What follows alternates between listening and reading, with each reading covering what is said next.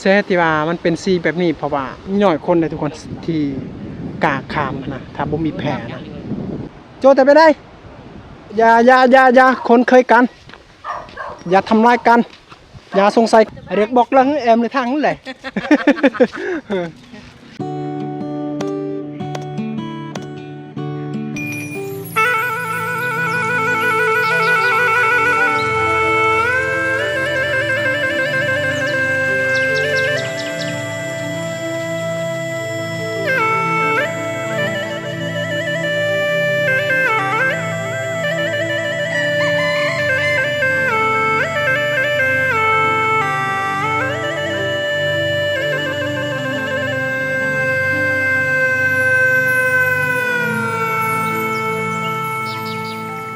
เอากับทักทายสบายดีพ่อแม่พี่น้องและ FC อีกทีนึงนะสำหรับ EP นี้กาต่อจาก EP เมื่อวานนี่แหละทุกคน EP ที่เราเข้าไปในหมู่บ้านลึกลับก็คือหมู่บ้านอาใหม่อาโมนทุกคนแต่ว่าตอนนี้หรือว่า EP นี้เราอยากจะเข้าไปหมู่บ้านอาใหม่บ้านเก่าบ้านเดิมภาคเซเบิงน้ำทุกคนนี่ก่อนที่จะเข้าไปเราก็ต้องข้ามแพทุกคนมาแต่ว่าเดี๋ยวนี้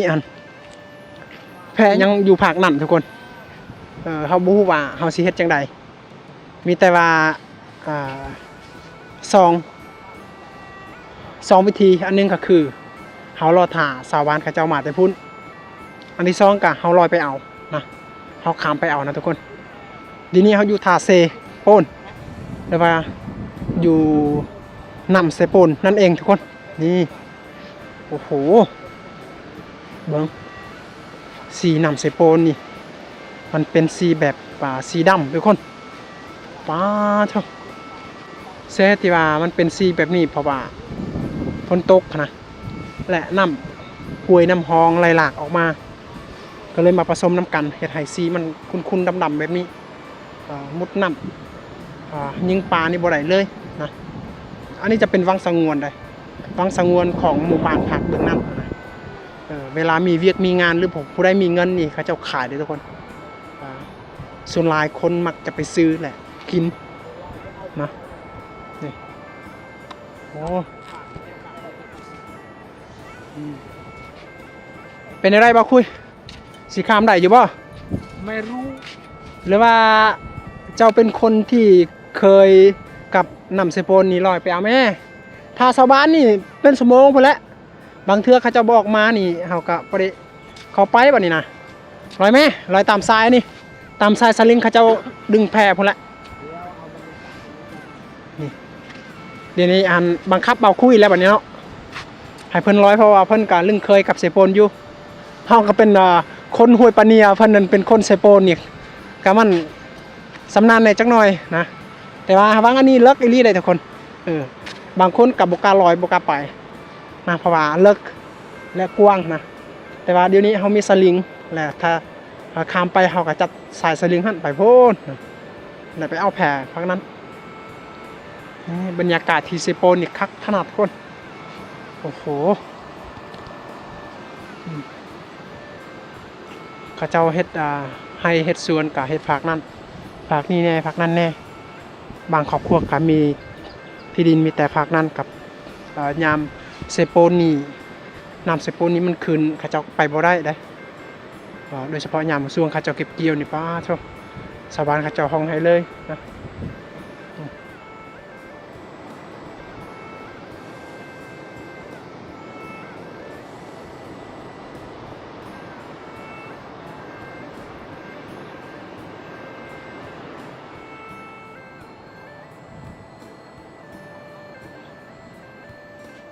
สวงแห้งแรงนะ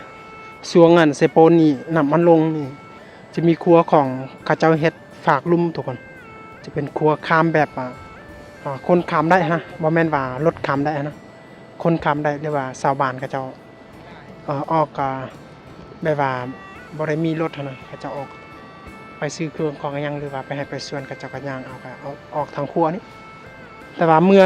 น้ำนี่ง่ายขึ้นอันนี้ข้าเจ้าก็ต้องคามตามแพนี่เอาสลิงนี่แหละมาดึงเอายามหนับมันขึ้นลายกว่านี้สลิงอันนี้ก็เจ้ากะพดออก เมื่อน้ำมันลงเขาเจ้าก็มาใส่คืนประมาณนี้แหละในการดำเนินชีวิตในการไป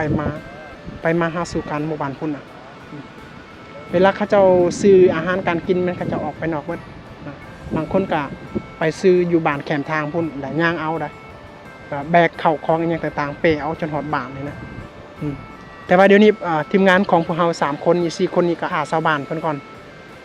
เพราะว่าบ่มีผู้ใดกล้าข้ามไปทุกคนเพราะว่ามันบางเทื่อเฮาบ่ฮู้ว่าข้างในอยู่ใต้น้ำมันจะมีหยังเกิดขึ้นก็เลยเฮาบ่กล้าข้ามไปเฮามีแต่ท่าชาวบ้านออกไปพุ่นออกแต่พุ่นก่อนแล้วว่าถ้ามีแพข้ามไปนี่เฮาก็สามารถข้ามไปได้นะมีแต่รอท่าก่อนทุกคนถ้าว่าบ่ได้ก็มีแต่ว่าบ่ได้นะทุกคน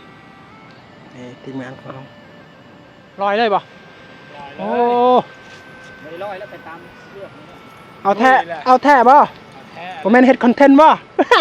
คอนเทนต์ซื้อมันบ่กล้าตินะมันนี่นะมันลักบ่ลักนี่เอาแท้อยู่บ่เอาไก่เซโปน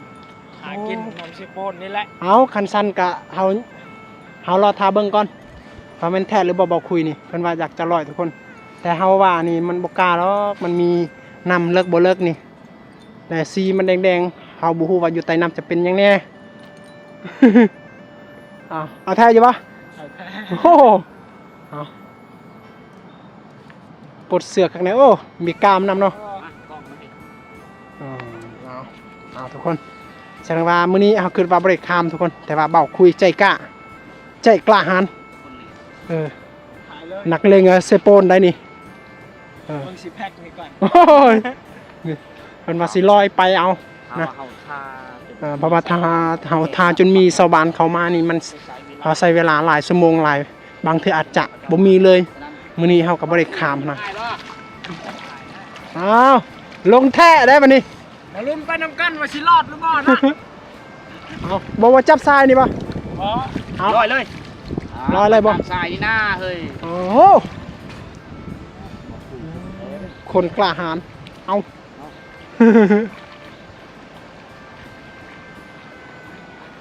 โอ้ไปแท้เลยทุกคนบอกคุยขาดอาสาเอาแค่อยู่ฝั่งมึงนะ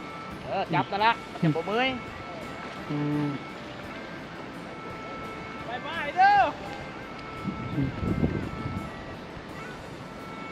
มีหน่อยคนเลยทุกคนที่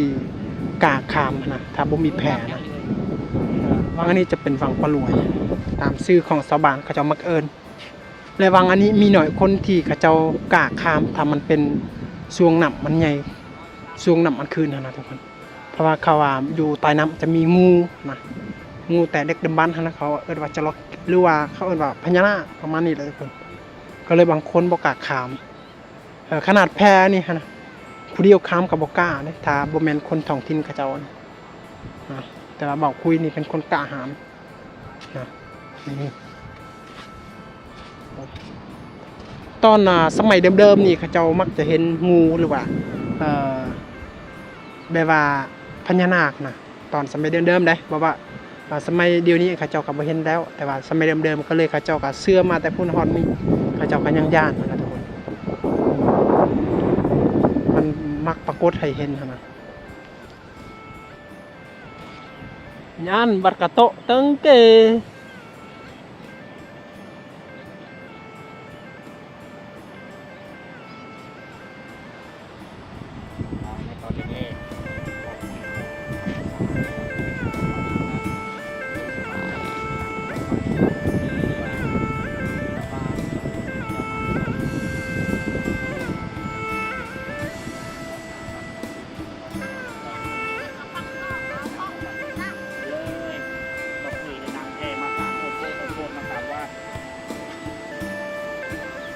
ว่าบ่แม่นทางด้านนี้เจ้าคือพระเจ้าไปบ้านโน่นบ้านอไม้แม่มันยันปกติอันนี้ตึงเก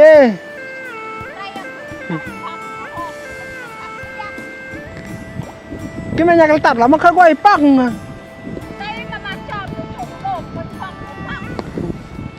ทำไมได้หยุดยันกันตุกี้โจแต่ไปได้โอ้ฮอยกี่เกะกี่โจอยู่ฮังเกะสบานกับเจ้ามาแต่ให้พักนั่นเนาะไม่เป็นไรเสียแห้งเบาคุยแบบนี้เนาะก็ไม่ได้เสียแห้งก็ บ่ได้เสียแห้งเนาะมันใจสมัครเองเอ้า อาบน้ำเพราะว่าดนแล้วบ่ได้อาบน้ำ บ่ อาทิตย์หนึงแล้วบ่ได้ โอ้ อาบ โหยเอาอันนี้สวรรค์เขาเจ้ามาแต่ให้ได้ เอาไปเลย เบี้ยงอย่างอัตตาเอกโจ อ๋อจับ โยนแล้ว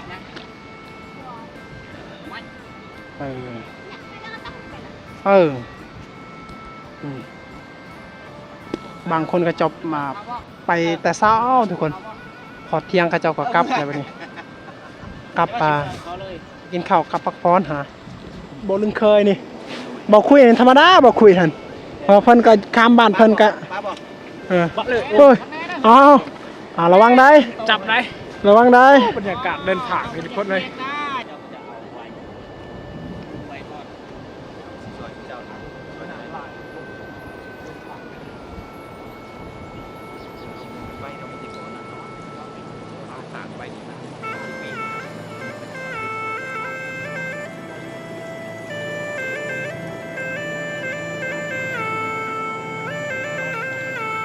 ข้ามเสียสำเร็จเป็นทีเรียบร้อยทุกคนเกือบบ่ได้ข้าม เพราะว่าบกล้าข้ามไปนะทุกคน ได้มัดไว้ให้เขาเจ้าที่ นี่เป็นบรรยากาศพักได้อีกทุกคน อันนี้จะเป็นพักบรรยากาศว่า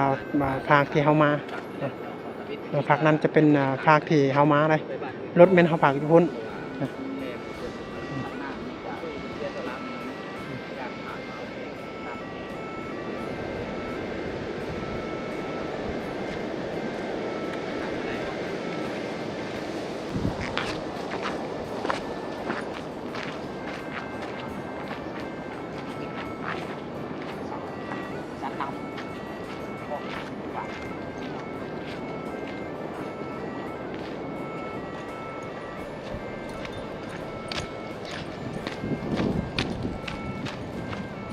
นี่จะเป็นเส้นทางเข้าออกของชาวบ้านหมู่บ้านนี้หรือว่าเวลาเขาเจ้าไปอาบน้ำแมนอันนี้เป็นเส้นทางที่เขาเจ้าไปเอาน้ำกินอีกอย่างต่างๆหรือว่าไปอาบน้ำยามตอนแรงนะก็เขาจะได้เห็นชาวบ้านเขาเจ้าอาบน้ำอยู่ตามมาท่าห้วยนี่แหละนี่เรียนไปเลยฮะบางคนก็อาบอยู่พูน้ำนะเดี๋ยวนี้กำลังหอดเฮือนหรือว่าหมู่บ้านที่เราอยากจะไปทุกคนนี่ป่าเจ้าเวลาเขาเจ้าเฮ็ดเฮือนบางหลังนี่เขาเจ้ามักจะใส่โตมันแหลมๆนะบ่ฮู้ว่าเขาเจ้าป้องกันอีหยังโอ้โหนี่จะเป็นเฮือนแบบดั้งเดิมอันนี้จะเป็นเฮือนครัวนะอันนี้จะเป็นเฮือนครัวอันนี้จะเป็นเฮือนที่เขาเจ้าอาศัยอยู่เฮือนหลังใหญ่รับแขกเนี่ยหมู่บ้านนี้บ่มีไฟฟ้าเด้อทุกคนและบ่มีสัญญาณอินเทอร์เน็ตเวลาเขาเจ้าสื่อสารในอย่างต่างๆนี่เขาเจ้าก็ออกไปสื่อสารอยู่นอกหรือว่าเขาเจ้าบ่ได้มีโคมไฟหรือว่าโทรศัพท์นี่เขาเจ้าออกไปสักอยู่นอกนะอยู่บ่อนอยู่เฮือนชาวบ้านแคมป์ทางหรือว่าบ่อนใดที่มีไฟฟ้านะนี่อันนี้จะเป็นส่วนบทดั้งเดิมของหมู่บ้านอาไม้แต่กี้เราจะได้เห็นชาวบ้านเขาเจ้าอาศัยเต็มนี่เลยทุกคนนะแต่ว่าอยู่นี่บางครอบครัวเขาจะอพยพไปอยู่บ่อนอื่นหรือว่าไปอยู่บ่อนมีเส้นทางมีไฟฟ้าใช้มีอินเทอร์เน็ตลินนะบางคนก็ยังคิดฮอดบ้านเก่าบ้านเดิมสถานที่เก่าสถานที่เดิมเขาเจ้าก็อาศัยอยู่จนเสียชีวิตพุ่นละทุกคนนะเฮือนบางหลังกาเป็นเป่าวางก็คืออันนี้จะเป็นเฮือนเป่าวางผมมีคนอยู่บางคนกาเขาจะเอาไปอยู่บ้านบางอื่นบนอื่นนั่นแหละแต่ว่าจะเป็นเฮือนนะที่เขาจะไหวผีได้เบิ่งงัวเขาจะจองตาเบิ่งได้แปลกประหลาดป่ะผมเคยเห็นคือกันนะโอ้นี่เด็กน้อยเดี๋ยวอย่าเด้อเฮ้ยจะทำอะไรกันได้เฮ้ยอย่าเบิ่งเด็กน้อยจะกินขนมบ่จักแก้วเลย โยนแก้วสิจ่ายขนมให้เด็กน้อยก่อนกินหาจับเพลอๆแล้วแหละอันนั้นจานเลยอันนี้เป็นเด็กน้อยในชนบทตมายังไงกันตมาไงเนี่ยเราผมไงพบไปได้เลยใหญ่ขนมให้เด็กน้อยกันกินปะ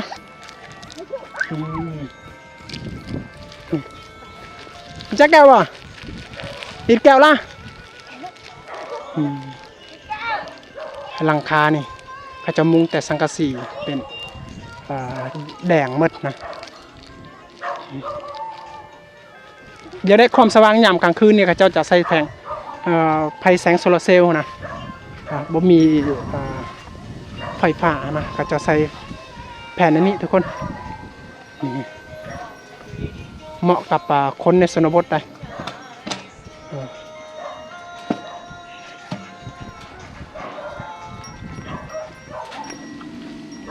โอ้อย่าคนเคยกัน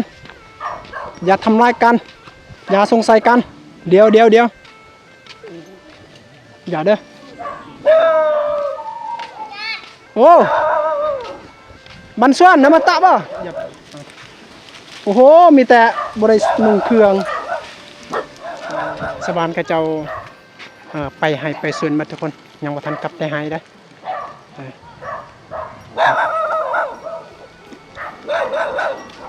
บางคนก็เขาเจ้ายังไปทำงานที่เวียดนามบ่ทันกลับ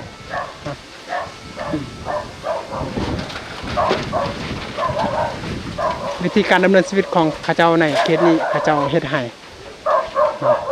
บ่มีหน้าเฮ็ดให้ทุกคนเฮ็ดให้เขาและเฮ็ดส่วนแคมส่วนอย่างโบงบ่ประมาณนี้อันนี้จะเป็นกลุ่มเสื้อสายหรือว่าตระกูลเดียวกันนะที่ยังอยู่แบบนี้ทุกคนอันนี้ก็เขาเจ้าอยากสร้างใหม่นี่เป็นเฮือนเก่าแล้วเขาเจ้าอยากสร้างใหม่ก่อนที่จะได้เฮือนหลังงามเฮือนหลังใหญ่นี่เขาเจ้าถอนโฮมเงินนี่หรือว่าทรัพย์สินนี่หลายปีหลายผาทุกคนประมาณ 4-5 ปีไปแล้วถึงจะได้เฮือนหลังนึงนะและเงินที่เขาเจ้าหามาได้หั่นก็เงินจากการเฮ็ดสวนเฮ็ดให้หรือว่าไปทำงานขายให้งานนั่นแหละทุกคนบ่อยู่แค่นี้มันบ่มีคนพนักงานรัฐนะเป็นคนประชาชนหมด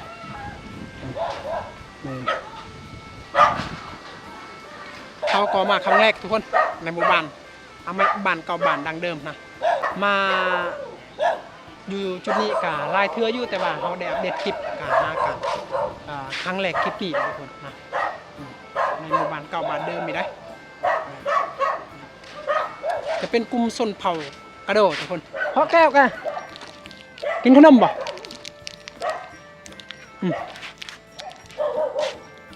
ยากกี้กลัวตะกลัวเลยอยากเกินนั่งตึกไล่นี่มาก่อยกันนะพวกบิชูโชมาเลยกันนะกันก็ยีเล่าจะงอนจีมาดิเล่ากันดูก้อยanhอิงมึงไงตะกินแล้วมาขอกินก้อยเนี่ยป้าหะอยู่นะคณะบนพรมเนี่ยตะตุนเวลากันนะเพิ่นคิดว่าเขาเป็นคนลาวกุ้ยแล้วกันนั่งแล้วกันนั่งแกตัวมาเนี่ยแกไงเลยโฮมแกท่าโปทุแท้ไปทุโปทุแท้นี่ภาษาเขาเอิ้นมามันคล้ายๆกับภาษาเวียดนามทุกคนแต่ทุแท้นี่หมายถึงว่าไปทำงานไปทำงานอยู่ไสโปทุแท้ตัวมากแก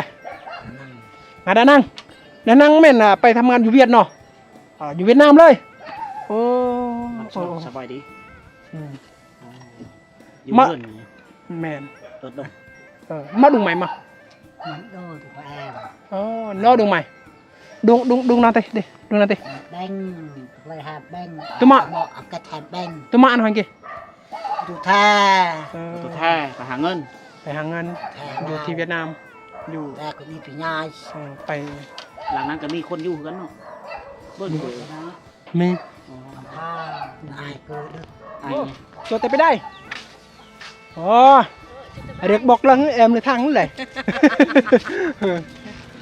ข้าเจ้าสวรรค์ข้าเจ้ากลับไปให้แล้วบัดนี้เนาะฮอดสมงฮอดเวลาแต่อะไรให้ดื้ออย่าโปะเลย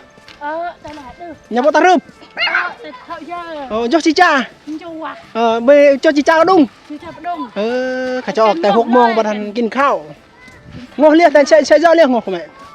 1 giờ 1 giờ 1 โมงออกอีกเที่ยงนี่กลับกินข้าวอยู่เฮือนเนาะออกแต่เช้าขึ้นว่าดุมันแท้แต่มาไปไหนทุกที่ห้างไปไหนเลยไปได้ตราไปได้กะหลัง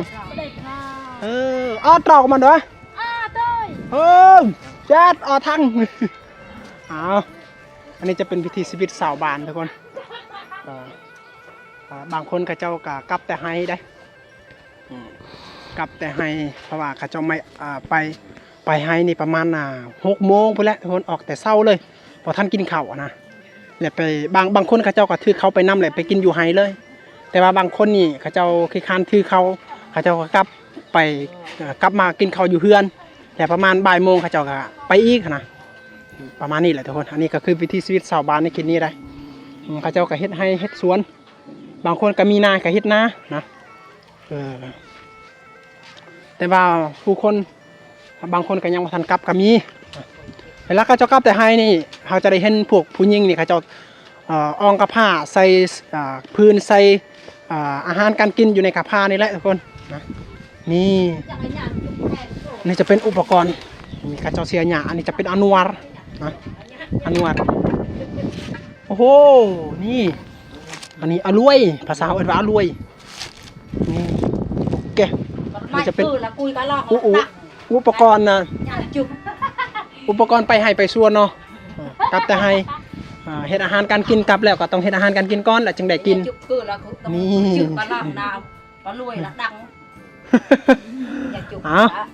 อันนี้แหละวิถีชีวิตชาวบ้านเขาเจ้าเป็นวันเอาจำนำบรรยากาศวิดีโอนี้จะเป็นบรรยากาศหมู่บ้านอาไมบ้านเก่าบ้านเดิมที่เขาเจ้าอาศัยอยู่กันมีหลายปีหลายป่าประมาณ40 กว่าปีเลยทุกคนแต่ว่าตอนนั้นเขาเจ้าก็ย้ายออกนะแต่ว่าเดี๋ยวนี้เขาเจ้าก็กลับมาอยู่คืนขนาดจะประมาณ10 ปีประมาณนี้เลยทุกคนนะเขาเจ้ามาอยู่มาใส่ทุกคนกับหมู่บ้านในกลุ่มนี้ขนาดจะประมาณ10หรือว่า15 หลังคาเรือนที่เขาเจ้าเป็นเสื้อสายไอ้น้องเดียวกันนะทุกคนนะโอเคสำหรับอีพีนี้กาเบาเติมเลยพักในตอนให้พ่อน้องกาสำนีแล้วทุกคนเขาว่างๆเขาก็ได้แบ่งปันบรรยากาศที่สวยงามที่ชาวบ้านในชนบทนะที่ชนบทลาวใต้ที่หมู่บ้านห่างไกลศอกลีกตั้งอยู่กลางภูเขาหรือว่ากลางป่านะทุกคนนี่ก็ประมาณนี้แหละทุกคนหวังว่าเขาจะได้แบ่งปันความสุขบรรยากาศที่สวยงามให้แก่พ่อแม่พี่น้องที่ได้เบิ่งได้ชมโอเคสำหรับอีพีนี้เขาอยากกราบพี่น้องไปก่อนสบายดี